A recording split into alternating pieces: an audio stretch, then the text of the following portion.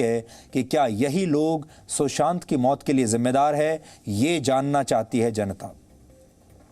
इन film stars के बड़े fan clubs हैं और देश की जनता इन्हें भगवान की तरह पूजती है।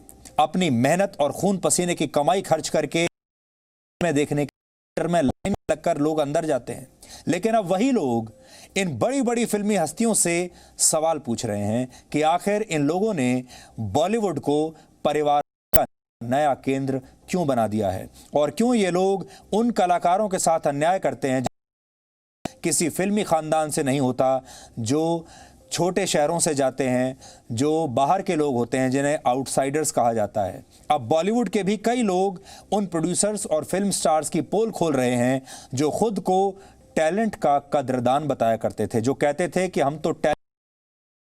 हम टैलेंट के जोहरी हैं, हम समझ जाते हैं कि किस में कितना टैलेंट है। लेकिन क्या यही लोग टैलेंट के टुकड़े करने वाले गैंग में तब्दील हो गए हैं? और इसी संदर्भ में मशहूर डायरेक्टर अभिनव कश्यप ने कुछ दिन पहले फेसबुक पर एक पोस्ट लिखी।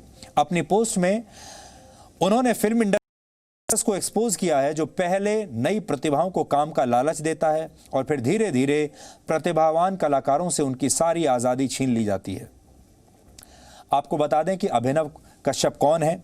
अभिनव कश्यप मशहूर फिल्म डायरेक्टर अनुराग कश्यप के भाई हैं और वो खुद कई फिल्मों का निर्देशन कर चुके हैं। आपको याद होगा सलमान खान की एक फिल्म आई थी दबंग, इस फिल्म का निर्देशन भी उन्होंने ही किया था। यानी वो फिल्मी दुनिया को बहुत करीब से जानते हैं, इसलिए उनकी बातों को आप हल्के में नहीं ले सकते।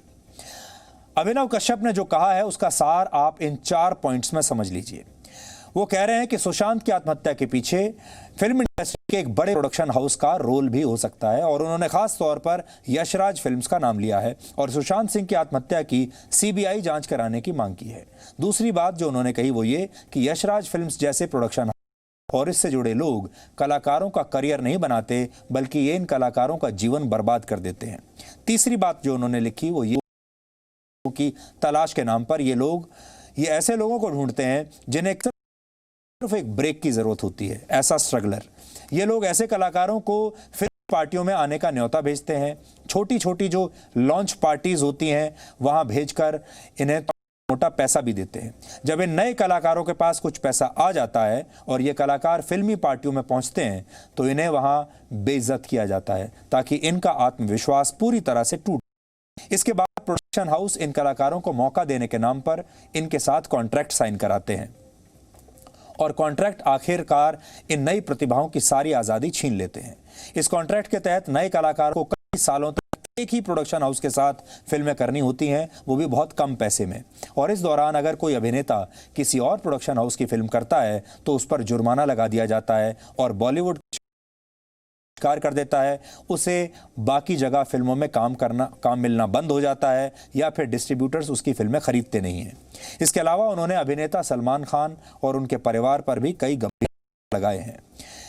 ये अभिनव कश्यप के आरोप हैं और हम इनकी पुष्टि नहीं कर सकते। जो उन्होंने अपनी फेसबुक पोस्ट में लिखा है कर बता रहा हूं, हम नहीं जानते कि वो सही कह रहे हैं या गलत कह रहे हैं, लेकिन वो फिल्म इंडस्ट्री में बहुत वर्षों से काम कर रहे हैं, बड़े बड़े फिल्म स्टार्स के साथ काम कर चुके हैं, बड़ी बड़ी फिल्में बना चुके हैं। लेकिन उन्होंने जो सवाल उठाए हैं वो वाकई गंभीर हैं और इस करते हैं कि कहीं ना कहीं फिल्म इंडस्ट्री में परिवारवाद हावी है और जिन लोगों के साथ खानदान का नाम जुड़ा हो वो बाहर से आए लोगों को कभी सफल नहीं होने देते। अब फिल्म इंडस्ट्री के ही कुछ नामी लोग सुशांत सिंह की मौत के बाद उन्हें बदनाम करने की कोशिश कर रहे हैं और कह रहे हैं कि सुशांत की दिमागी हालत ठीक नहीं थी और वो मानसिक रूप से बीमार हो गए थे। ये वो लोग हैं जिनके बच्चे, जिनके बेटी बेटियों को और फिल्में मिलती हैं और अवार्ड सिर्फ इसलिए मिल जाते हैं क्योंकि वो किसी बड़े फिल्मी खानदान से संबंध रखते हैं। और यही वजह है कि अब आम लोग ही इन फिल्मी सितारों को आईना दिखा रहे हैं। आम लोग मेहनत करना जानते हैं, अपने इसी जज्बे के साथ संघर्ष के दम पर आगे बढ़ना चाहते हैं, लेकिन जब वो अपने जीवन में पक्षपात का शिकार होते हैं तो वो गुस्से से भर जाते हैं और सुशांत की आत्महत्या के बाद उनका अब पूरे देश में बाहर आ रहा है और इसीलिए परिवारवाद को लेकर नेताओं की आलोचना करने वाले लोग अब इन फिल्मी सितारों की आलोचना कर रहे हैं। आप इस ट्रेंड को समझिए। इससे पहले राजनीति में जो लोग परिवारवाद को आगे बढ़ाते थे और जो राजनीति के बड़े बड़े खानदान थे, लोगों का गुस्सा उन पर फूटता था। लेकिन अब शायद पहली बार ऐसा हो रहा है जब देश के आम लोग, देश का जो आम दर्शक है, फिल्म देखने वाला, बनाने वालों के खिलाफ गंभीर आरोप लगा रहा है और उनके खिलाफ एक मुहिम चलाए हुए है। जो फिल्म प्रोड्यूसर्स किसी जमाने में खुद को टैलेंट का जौहरी मानते थे, उनका सच लोग मेहनत करते हुए अपने पांव चप्पलें घिसते रहते थे, जूते घिसते थे, सोल घिस जाते थे उन्हें ये लोग सम्मान नहीं देना चाहते, क्योंकि जो लोग आंखों से ही तलवे चाट लेने की क्षमता रखते हों, उन्हें ये लोग सिर पर बैठा लेते हैं। कहानियों के जरिए जज्बात बांटने वाले ये लोग प्रतिभा के कदरदान, उनके कातिल हैं। लेकिन सोशल मीडिया के दौर में अब इनके लिए अपना चेहरा छिपाना मुश्किल हो गया है और यही वजह है कि लोग पहली बार बॉलीवुड के को जबरदस्त तरीके से ट्रोल कर रहे हैं। इस बात को आप समझिए, आज से कुछ वर्षों पहले तक सोशल मीडिया नहीं था, खबरें बाहर आती नहीं थी और जो जानकारी में डायरेक्टर्स और फिल्म स्टार्स के बारे में वो बहुत कम हुआ करती थी। जानकारियों की जो डिमांड थी वो बहुत ज़्यादा थी और जानकारियों की जो सप्लाई थी वो बहुत कम थी। इसलिए उनके जो दर्शक थे उन्हें बहुत कम जानकारी के बारे में, और कम जानकारियों के अभाव में दर्शक उन्हें लार्जर देन लाइफ रोल में देखते थे, बड़े पर्दे पर देखते थे और ये सोचते थे कि ये लोग हमसे अलग हैं, ये लोग कमजोर लोग नहीं हैं, ये बड़े लोग। आप इसे बॉलीवुड का तख्ता पलट भी कह सकते हैं, क्योंकि पहली बार हो रहा है जब बॉलीवुड में इतने बड़े बड़े लोगों का तख्ता पलट करने की तैयारी आम लोगों ने कर ली है, दर्शकों ने कर ली है। और इसे आप विद्रोह कह सकते हैं, क्योंकि अब सोशल मीडिया का जमाना है। लोकप्रियता किसी बड़े बैनर की मोहताज अब नहीं रही। अब आज कोई बड़ा बैनर किसी नए यंगस्टर कलाकार का करियर बर्बाद नहीं कर सकता, क्योंकि जानकारियां किसी से छुपती नहीं हैं। छोटे छोटे वीडियो शेयरिंग प्लेटफॉर्म्स पर लोग अपनी प्रतिभा दिखा रहे हैं। आपने देखा होगा फेसबुक के जरिए बहुत सारे ऐप्स ऐसे हैं जिनके जरिए देश के लोग अपनी प्रतिभा दिखा रहे हैं और बिना फिल्मों में काम किए ही इस समय बहुत सारे ऐसे लोग हैं, सैकड़ों हजारों की संख्या में, जिनकी फॉलोइंग सोशल मीडिया पर किसी फिल्म स्टार जैसी ही है बिना किसी फिल्म में काम किए। ये एक बहुत बड़ी बात है और इसी को हम कह रहे हैं कि ये ट्रेडिशनल बॉलीवुड के खिलाफ विद्रोह है और अब बॉलीवुड ये एक मुसीबत बन गई है। एक जमाने में जब आप 70 mm के पर्दे पर इन फिल्म स्टार्स को देखते थे तो उनकी इमेज लार्जर देन लाइफ दिखती थी। ये स्टार्स लोगों को किसी भगवान से कम नहीं लगते थे। कला पर किसी का कॉपीराइट नहीं रह गया है। अब छोटे छोटे शहरों के लोग भी इन फिल्मी सितारों को टक्कर दे रहे हैं। छोटे शहरों के ये बड़े स्टार्स फॉलोअर्स की संख्या के मामले में कई फिल्मी सितारों से आगे निकल गए हैं। यानी सोशल मीडिया ने सबको आज़ाद कर दिया है, लिबरेट कर दिया है और सबको बराबरी पर लाकर खड़ा कर दिया है।